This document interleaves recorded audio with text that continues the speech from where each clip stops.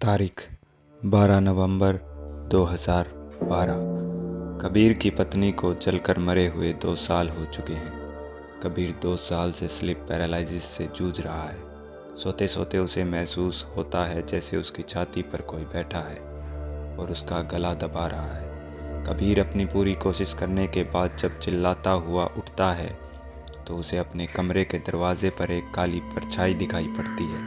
कबीर ने बहुत से साइकेट्रिस्ट को दिखाया लेकिन उसे कोई मानसिक बीमारी नहीं है। कबीर नींद से बहुत डरता है। वो चाहता है कि उसे कभी नींद न आए। 12 नवंबर 2012 सुबह के 3 बज चुके थे। कबीर पूरी कोशिश कर रहा था कि उसे नींद न आए, लेकिन आखिर कब तक वो अपनी नींद को रोकता। आखिरकार 3:25 तक उसे पता ही नहीं लगा कि उसकी आंख कब लगी और फिर शुरू हुआ कबीर के साथ एक भयानक खेल। कबीर को नींद में सुनाई दिया कि एक कदमों की आवाज़ उसकी तरफ बढ़ रही है। उसके पैरों के ऊपर से किसी ने उसकी चद्दर पकड़कर नीचे खींची। कबीर अपनी आंखें खोलना चाहता था लेकिन कोई चीज़ उसे आंखें खोलने नहीं दे रही थी। कबीर के कानों में पंखे की तेज आवाज़ उसे साफ साफ सुनाई दे रही थी। तभी उसे महसूस हुआ कि उसकी छाती पर कोई बैठा है और झुककर उसके कान में एक धीमी आवाज़ में बोल रहा है, कबीर, कबीर। कबीर चिल्लाता हुआ उठा तो वो एक अस्पताल में लेटा था। उसने चारों तरफ नज़र घुमाई तो उसे याद आया कि रात को उसके पैरों पर पंखा गिरने से उसके पैरों पर चोट आई है। तभी कबीर की नज़र उसके बगल वाले बेड पर पड़ी, जिस पर एक लड़का बेड से नीचे पैर लटकाए उसकी तरफ बिना पलक झपकाए देख रहा था। कबीर को उस लड़के को देखकर हैरानी हुई। तभी कबीर की माँ उसके पास आई और आकर कबीर के पास बैठ गई। कबीर ने अपनी माँ से पूछा, माँ, ये लड़का कौन है? कबीर की माँ ने कमरे में हर तरफ नज़र घुमाकर कबीर से कहा, कौन लड़का? तभी कबीर ने अचानक ज़ोर से चीखना शुरू कर दिया। डॉक्टर दौड़कर उसके पास आया और उसे बेहोशी का इंजेक्शन दे दिया। कबीर के बेहोश होने के बाद डॉक्टर ने कबीर की माँ को बताया कि कबीर को कोई मानसिक बीमारी तो नहीं, लेकिन उसे मानसिक तनाव ज़रूर है। इसे आराम की सख्त ज़रूरत है। बेहतर यही होगा कि कबीर घरेलू वातावरण में रहे। कबीर की माँ उसे घर ले आई और उसे उसके कमरे में सुला दिया।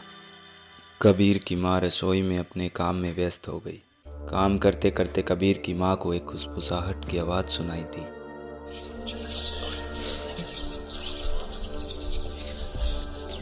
कबीर की माँ दबे कदमों से रसोई से बाहर निकली। बाहर निकलते ही कबीर को देखकर एक पल के लिए कबीर की माँ चौंक गई। तभी कबीर ने अपने पीछे से चाकू निकाला और जोर से अपनी माँ के पेट में घोंप दिया।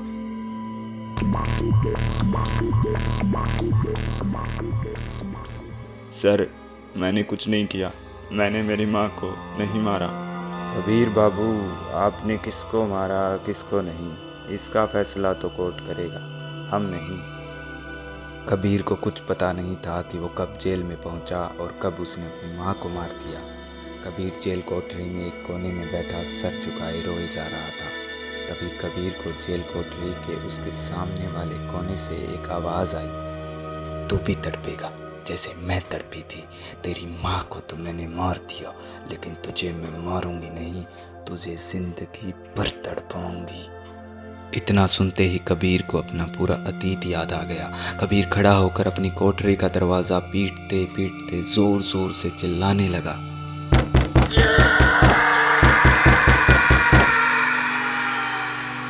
उसकी चीख सुनकर गुस्से से लाल दरोगा उसकी कोठरी में घुसा और कबीर को अंधाधुंध डंडे से पीटने लगा। कबीर चीखता रहा, चिल्लाता रहा, वो बार बार बोलता रहा, मुझे मत मारो सर, मैंने कुछ नहीं किया। लेकिन बेरहम दरोगा अपने पूरे दिन की थकान और गुस्सा बस कबीर पर ही निकाले जा रहा था। मार खाते खाते कबीर बेहोश हुआ और दरोगा भी रुका और अपना पसीना पोंछकर मुड़ा ही था कि दरोगा के कानों में एक आवाज़ पड़ी, रुका क्यों? दरोगा ने पीछे मुड़कर देखा तो इतनी मार खाने के बाद भी कबीर मुस्कुराता हुआ दरोगा के सामने खड़ा था। दरोगा फिर से डंडा लेकर कबीर की तरफ बढ़ा। लेकिन तभी कबीर ने जोर से एक लात दरोगा की छाती पर मारी। दरोगा उड़ता हुआ कोठरी की एक दीवार से टकराकर नीचे गिर पड़ा। दरोगा ने खुद को संभाला तो कबीर ठीक उसके सामने 2 इंच की दूरी पर खड़ा दरोगा से बोला, क्यों दरोगा, आज पैसे नहीं लेकर एफआईआर लिखने के? मुझे कबीर और इसकी माँ ने दहेज के लिए जिंदा जलाया था, तब तूने मेरे बूढ़े बाप से एफआईआर लिखने के 15,000 मांगे थे ना। मेरा बूढ़ा बाप तेरे ताने के चक्कर काटता काटता मर गया और ये कबीर आज तक जिंदा घूम रहा है।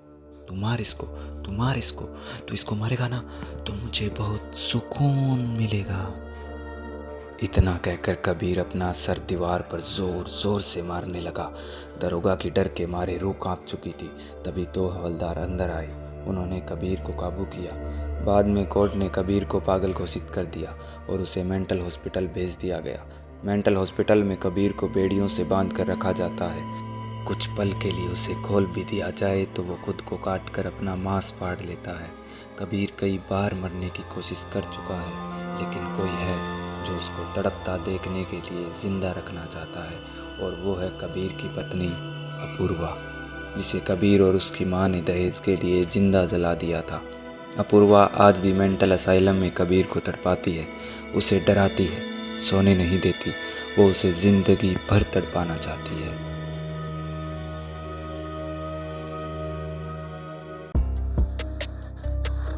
बनाने वाले ने भी क्या चीज़ बनाई है शराब, साला चूहे को भी शेर बना देती है। डॉक्टर भानु प्रताप एक बेहद ही सनकी डॉक्टर और अपनी नशे की लत से कर्जे में डूब चुका था। क्लिनिक एक सुनसान जगह पर होने की वजह से क्लिनिक में कुछ खास कमाई होती नहीं थी।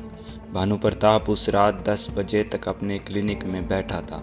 तेज़ बारिश और बादलों की तेज़ गड़गड़ाहट उसे साफ साफ सुनाई दे रही थी। तभी भानु प्रताप ने देखा कि 2 लड़के बारिश में भीगे हुए एक जख्मी आदमी को उठाए क्लिनिक में दाखिल हुए। भानु प्रताप ने उन लड़कों को पेशेंट को स्ट्रेचर पर लेटाने को कहा। स्ट्रेचर पर लेटाकर उन लड़कों ने भानु प्रताप को बताया, हमें ये बीच सड़क पर जख्मी हालत में पड़ा मिला, तो इंसानियत के नाते हम इसे आपके पास ले आए। ये लीजिए पैसे, हम चलते हैं, शायद थोड़ी देर बाद इनके परिवार वाले आ जाएंगे। लेकिन 3 घंटे तक जब कोई नहीं आया तो डॉक्टर के मन में लालच जागा और उस जख्मी आदमी को जहर का इंजेक्शन देकर मार दिया और उसके गुर्दे निकालकर ऊंचे दाम पर विदेश में बेच दिए। 1 हफ्ते तक इस बात की किसी को कानों कान खबर नहीं हुई। भानु प्रताप अब मालामाल हो चुका था, इसीलिए नशे में धुत देर रात क्लिनिक में बैठा भानु प्रताप अपने आप से ही बातें किए जा रहा था। बनाने वाले ने भी क्या चीज़ बनाई है शराब, साला चूहे को भी शेर बना देती है। तभी क्लिनिक में एक औरत आई। उसके मैले कुचले कपड़े देखकर डॉक्टर को वो औरत गरीब मालूम पड़ी, इसीलिए उसने उस औरत से कहा, क्लिनिक बंद हो चुका है, आप कहीं और जाइए। उस औरत ने आगे बढ़ते हुए कहा, साहब, 1 हफ्ते पहले मेरे पति का सड़क पर एक्सीडेंट हुआ था, मुझे पता लगा उसे कोई यहाँ लेकर आया था। इतना कहते के साथ ही भानु प्रताप का सारा नशा एक पल में उतर गया। भानु प्रताप ने हकलाती आवाज़ में उससे पूछा, तुम्हें 1 हफ्ते बाद होश आया है? तो उस औरत ने उससे कहा, साहब, मेरा पति शराबी है, 2-3 दिन तक घर नहीं आता, वो मुझे मारता है, पीटता है, इसलिए मैंने सोचा। और बस इतना कहकर वो औरत रोने लगी। भानु प्रताप उस औरत की तरफ बढ़ा और उसके मुंह पर हाथ रखकर उसका गला चाकू से चीर दिया। डॉक्टर ने उसकी लाश को एक बोरे में डाला और अपनी बाइक पर लाद कर उसे पास वाले तालाब में ले जाकर फेंक दिया और वहां से सीधा अपने घर की तरफ चल दिया। घर पहुंचकर वो सीधा सोने चला गया, लेकिन उसने सोने से पहले फ़ोन चार्जिंग पर लगाया और फ़ोन चार्जिंग पर लगाते के साथ ही बिजली चली गई, लेकिन फ़ोन में अब भी फ़ोन चार्जिंग दिखा रहा था। भानु प्रताप ने फ़ोन चार्जिंग से हटाया तो फ़ोन चार्जिंग से हट गया और वापस लगाते ही फ़ोन में लिख कर आया ऑन चार्जिंग, लेकिन पूरे घर में अब भी लाइट नहीं थी। भानु प्रताप ने फ़ोन को जैसे का तैसे छोड़ा और चद्दर तान कर लेट गया। उसे लेटे हुए 10 मिनट ही हुए होंगे कि उसके घर की डोरबेल बजी। डॉक्टर ने खड़े होकर दरवाजे पर बने आई होल से बाहर देखा तो बाहर उसकी बीवी खड़ी थी, जो कल ही 1 हफ्ते के लिए अपने मायके गई थी। भानु प्रताप ने झट से दरवाज़ा खोला। दरवाज़ा खोलते ही उसने देखा कि उसकी बीवी दरवाजे के दाएं ओर बनी टेरेस की सीढ़ियों से एक अपाहिज की तरह लंगड़ाती हुई ऊपर जा रही है। भानु प्रताप उसके पीछे टेरेस पर पहुंचा। टेरेस पर पहुंचकर उसने देखा कि उसकी बीवी शालू टेरेस की एक दीवार पर उसकी तरफ पीठ कर कर खड़ी है और तभी उसने भानु प्रताप की तरफ गर्दन घुमाई और गुड बाय डॉक्टर कहकर टेरेस से नीचे छलांग लगा दी। भानु प्रताप दौड़कर दीवार के पास पहुंचकर नीचे झुका और देखा तो नीचे कोई नहीं गिरा था। एक तरफ उसकी डर के मारे बुरी हालत थी और दूसरी तरफ खुशी थी कि उसकी बीवी टेरेस से नहीं कूदी थी। तभी भानु प्रताप के पास एक कॉल आया।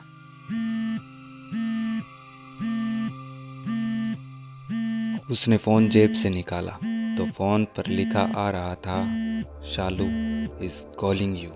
डॉक्टर ने झट से फ़ोन उठाया, लेकिन सामने से शालू की आवाज़ की बजाय शालू के छोटे भाई की आवाज़ आई। जीजू जीजू, शालू दीदी छत से कूद गई। दीदी अस्पताल में भर्ती है, आप जल्दी आइए। यह सब सुनकर भानु प्रताप के पैरों नीचे ज़मीन खिसक चुकी थी। भानु प्रताप दौड़कर नीचे आया, अपनी बाइक स्टार्ट की और तेज़ रफ्तार से चल दिया शालू के पास। लेकिन भानु प्रताप वहां तक पहुंचता तब तक शालू अपना दम तोड़ चुकी थी। कुछ ही पलों में डॉक्टर भानु प्रताप की पूरी ज़िंदगी बदल चुकी थी। डॉक्टर की बीवी को मरे 2 दिन हो चुके थे। डॉक्टर भानु प्रताप शराब पीकर घर में ही पड़ा रहता था।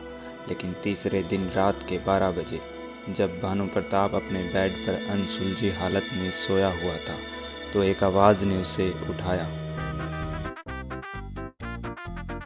उसने उठकर देखा तो उसका टीवी ऑन था। टीवी को ऑन देखकर डॉक्टर को हैरानी हुई, क्योंकि भानु प्रताप को तो टीवी ऑन किए हुए अरसा बीत चुका था। भानु प्रताप कुछ भी सोचने समझने की हालत में नहीं था। तभी एक अजीब की आवाज़ के साथ टीवी बंद हुआ और उसमें से डॉक्टर को दिखाई दिया उसी औरत का चेहरा जिसे भानु प्रताप ने अपने क्लिनिक में मारा था। भानु प्रताप ने झट से बेड की साइड में रखे टेबल से लैंप उठाया और अपनी पूरी ताकत लगाकर दे मारा टीवी स्क्रीन पर। टीवी टूट गया। डॉक्टर ने राहत की सांसें ली कि तभी उसे गाल पर थप्पड़ लगने की आवाज़ बार बार सुनाई देने लगी। उसने ध्यान लगाकर सुना तो उसे पता लगा कि वो आवाज़ उसके घर के बाहर से आ रही है। भानु प्रताप अपनी तेज़ दिल की धड़कनों को एक लंबी सांस के साथ शांत करते हुए दरवाजे पर पहुंचा। आई होल से उसने बाहर देखा तो बाहर का नज़ारा देखकर उसके होश उड़ गए। भानु प्रताप ने देखा कि वही आदमी जिसे उसने इंजेक्शन देकर मारा था उसी औरत को पीट रहा है जिसे भानु प्रताप ने चाकू से गर्दन चीर कर मारा था।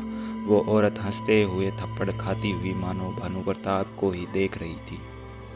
वो औरत एक रुकी आवाज़ में बोली, साहब, मेरा पति मुझे मारता है, पीटता है, लेकिन आपने इसको भी मार दिया, मुझे भी मार दिया और मेरे बच्चे को भी मार दिया। ये सुनकर तो मानो भानु प्रताप की रगों में खून की जगह छिपकलियां रेंगने लगी हों। वो झट से पीछे हुआ और ज़ोर ज़ोर से चीखने लगा, चिल्लाने लगा। उसके दरवाजे पर लगातार हो रही ज़ोर की दस्तक उसे बार बार चीखने चिल्लाने पर मजबूर कर रही थी। चीखते चिल्लाते वो कब बेहोश हुआ उसे पता ही नहीं चला। उसकी आंखें खुली तो वो अपने घर में ज़मीन पर ही पड़ा था और सुबह के 10 बज चुके थे। भानु प्रताप उठा और बाइक निकाल कर चल दिया उसी सड़क की ओर जहाँ उस आदमी का एक्सीडेंट हुआ था, जहाँ से भानु प्रताप को उस आदमी का घर का पता मिला। भानु प्रताप वहाँ पहुँचा। एक टूटा फूटा सा घर उसकी नज़रों के सामने था। वो अंदर गया तो उसने देखा कि छत से बंधे एक लंबे कपड़े के पालने में एक बच्चा झूल रहा है। पास जाकर देखने से उसे पता लगा कि बच्चा मर चुका था। डॉक्टर होने के नाते उसे समझने में बिल्कुल देर नहीं लगी कि बच्चे की मौत भूख की वजह से हुई है। भानु प्रताप वहीं अपना माथा पकड़कर बैठ गया और रोने लगा। भानु प्रताप को अपने किए का खुद पर बहुत गुस्सा आ रहा था, लेकिन अब क्या फ़ायदा। भानु प्रताप एक परिवार की मौत का कारण बन चुका था। इस घटना को 15 दिन बीत चुके थे। वो औरत और वो आदमी उसे हर जगह दिखाई देते हैं, उसे चैन से एक सांस तक नहीं लेने देते। आज भानु प्रताप अपने क्लिनिक में बैठा एक कागज़ पर लिख रहा है, मैं डॉक्टर भानु प्रताप 3 मौत का जिम्मेदार हूँ। इस बोझ तले मैं जी नहीं सकता और न ही उन लोगों की रूह मुझे जीने देगी, इसलिए मैं अपनी जान देने जा रहा हूँ। आज भानु प्रताप को खुदकुशी किए 3 साल हो चुके हैं। अब क्लिनिक डॉक्टर सुधीर चलाता है। आज तेज़ बारिश की वजह से सुधीर घर नहीं जा पा रहा। रात के 10 बजे वो अपने डेस्क पर बैठा बारिश रुकने का इंतज़ार कर रहा है। तभी उसने देखा 2 लड़के एक जख्मी आदमी को उठाए क्लिनिक के अंदर आ रहे हैं। कौन हो तुम? ये तुम्हारे लिए अच्छा नहीं होगा। ये मजाक तुम्हें बहुत भारी पड़ेगा। परवीन ने हाल ही में एक नया यूट्यूब चैनल स्टार्ट किया।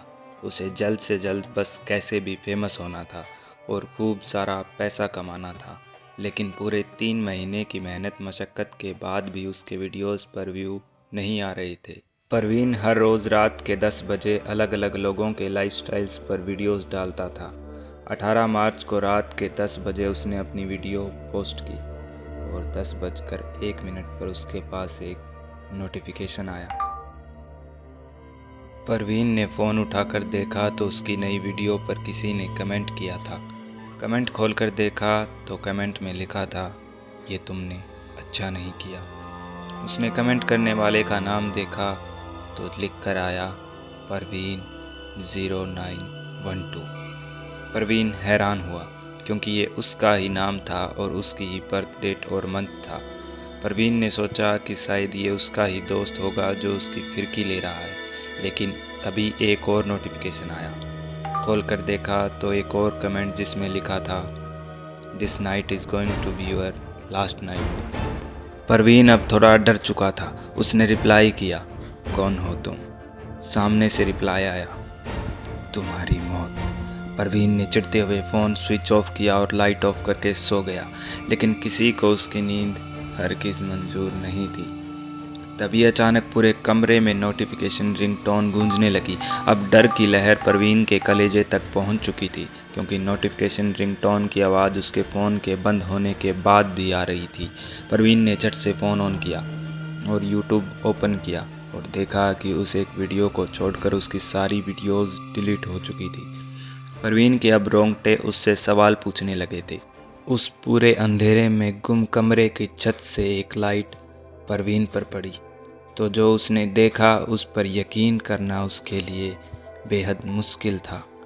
उसके फ़ोन की स्क्रीन उसे छत पर दिखाई दे रही थी और कमेंट सेक्शन खुला हुआ था और उसके देखते देखते ही स्क्रीन पर कमेंट लिखकर आया, भाग सको तो भाग लो। परवीन ने झट से फ़ोन उठाया और दौड़ पड़ा अपने कमरे से बाहर और अपने बाजू वाले कमरे के दरवाजे को ज़ोर ज़ोर से पीटने लगा। लेकिन शायद अभी तो इस खेल की महज शुरुआत थी। परवीन के पास एक और नोटिफिकेशन आया। खोलकर देखा तो एक और कमेंट जिसमें लिखकर आया, यही तो मैं चाहता था कि तुम भागो।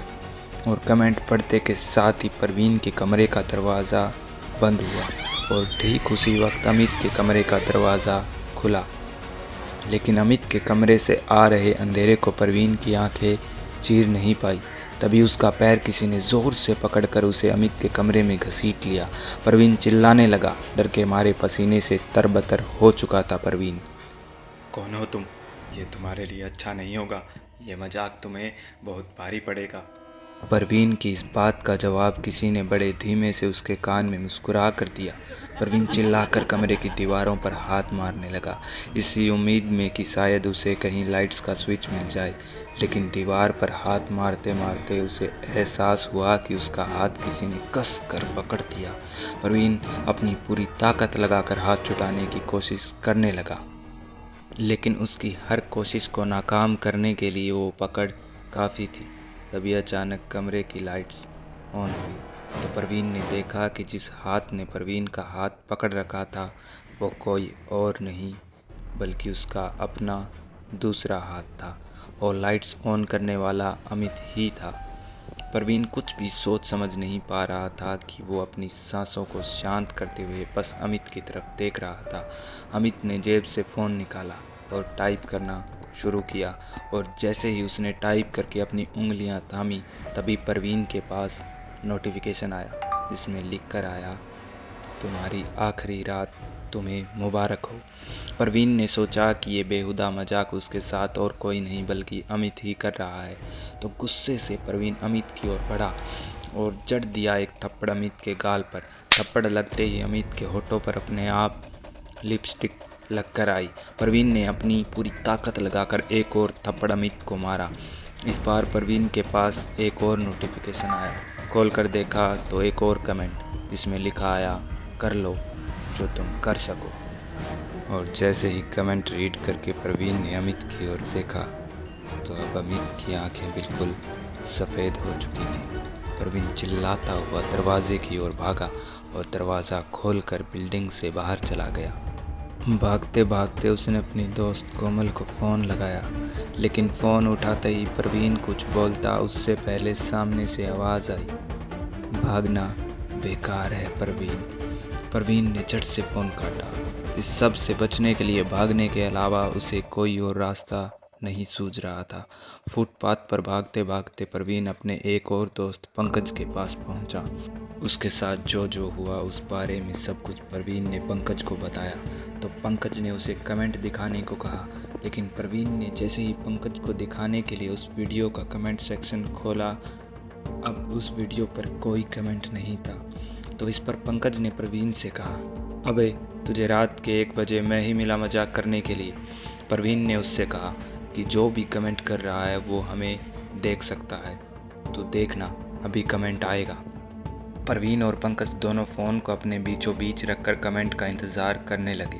तभी परवीन ने देखा कि एक कोने में पड़े पलंग पर लेटा एक लड़का अपने पलंग पर ही उठकर बैठा। अंधेरे के कारण उसका चेहरा देख पाना परवीन के लिए मुश्किल था। उस लड़के ने अपने तकिए के नीचे से फ़ोन निकाला और टाइप करना शुरू किया। उसकी उंगलियां थमी। इधर परवीन का फ़ोन बजा। एक और कमेंट। परवीन चीखने लगा। वो बार बार कहता रहा और पंकज उसे बोलता रहा, यहाँ कोई नहीं है परवीन, इस कमरे में तेरे मेरे अलावा कोई नहीं है। परवीन कहता रहा, ये इंसान नहीं भूत है, और पंकज उसे समझाता रहा, यहाँ कोई नहीं है परवीन। और वो पलंग पर बैठा लड़का बस परवीन की तरफ देखकर मुस्कुराए जा रहा था। परवीन अब अपना आपा खो चुका था। परवीन गुस्से में खड़ा होकर उस पलंग पर बैठे उस लड़के की तरफ पहुंचा और अंधाधुंध लात घूंसों की बरसात करने लगा। पंकज साफ साफ देख पा रहा था कि परवीन लात घूंसे दीवार पर मार रहा है। पंकज ने जैसे तैसे उसे रोका और उसे पलंग पर लेटाया, लेकिन परवीन तो बस हाथ पैर मारे जा रहा था। पंकज के मन में उसे रोकने का कोई और उपाय नहीं आया, तो पंकज ने उसे नींद की एक साथ 3 गोलियां दे दी और तकरीबन 5 मिनट के अंदर परवीन शांत हुआ और उसके चारों तरफ से उसे नींद ने जकड़ दिया। पंकज का भी दिल परवीन की यह हालत देखकर ज़ोर ज़ोर से धड़कने लगा था। सोचते सोचते पंकज के दिमाग में वो वीडियो देखने का विचार आया। पंकज ने परवीन का फ़ोन उठाया, वीडियो स्टार्ट किया। वीडियो उस लड़की और लड़के के बारे में थी जो कभी स्कूल टाइम में पंकज और परवीन के साथ पढ़ते थे। वीडियो में परवीन ने उस लड़की दिया के बारे में बताया था कि कैसे वो स्कूल में अजीब अजीब हरकतें करती थी। परवीन ने बताया कि दिया से एक लड़के हरीश को प्यार हुआ था। काला जादू में माहिर होने की वजह से उसने हरीश को अपने वश में कर लिया था, लेकिन एक दिन अचानक वो लड़की गायब हो गई। उसके गायब होने के बाद हरीश पागल हो गया और उसने अपने हाथ की नस काट कर अपनी जान दे दी। इतना सब सुनकर जब वीडियो पॉज करके पंकज ने अपनी गर्दन उठाई तो उसके सामने वही लड़का हरीश खड़ा था। उसका भयानक चेहरा देखकर पंकज का कलेजा कँपा रहा था। उसके मन में जाने क्या सूझी, उसने झट से वो वीडियो डिलीट कर दी और वापस नज़रें उठाई तो अब सामने कोई नहीं था। उसने परवीन को संभाला, लेकिन नींद की गोलियों के ओवरडोज से परवीन की मौत हो चुकी थी।